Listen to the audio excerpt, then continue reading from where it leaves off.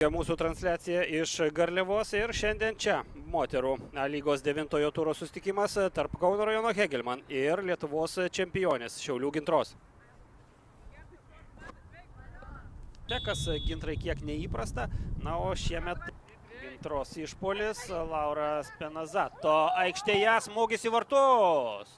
Štai vėliau mačas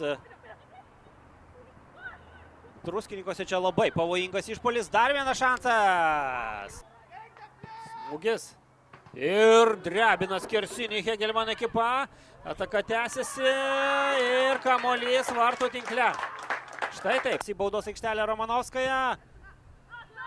Dar vienas bandymas su techniškai užsikirto kamuolį. Šiauliečių 9-asis numeris ir smūgis. Šiaulių futbolo akademijos klube rungtyniaujančiame lygoje darbuojasi kaip kineziterapeutė. Čia Prostevičiūtės išpuolis, įsiveržia į baudos aikštelę ir įvarčio nėra. Griebės pavyti Lietuvos čempionės rezultatyvumu, šio to verta. Spenazato, klaidinami judesiai. Spenazato, Brazilijos reidas, griuva ji ir 11 metrų. Jos kirtis ir tiksliai į dešinį vartų kampą. 1-1. Kalis. Jos išpuolis. Atsimuša kaunietės. Erika Šupelytė. Palieka kamuolį Laurai Spenazato.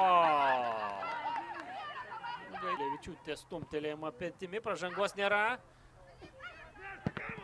Spenazato kirtis. Dar vienas smūgis. Spenazato ieško erdvės smūgiui. Prasimeta techniškai kamuolį 15. Arbitrės Švilpukas triumfuoja Šiaulių Gintra. Iškovota valinga pergalė atsilikinėjant 0-1, 2-1 laimi Saulės miesto atstovės.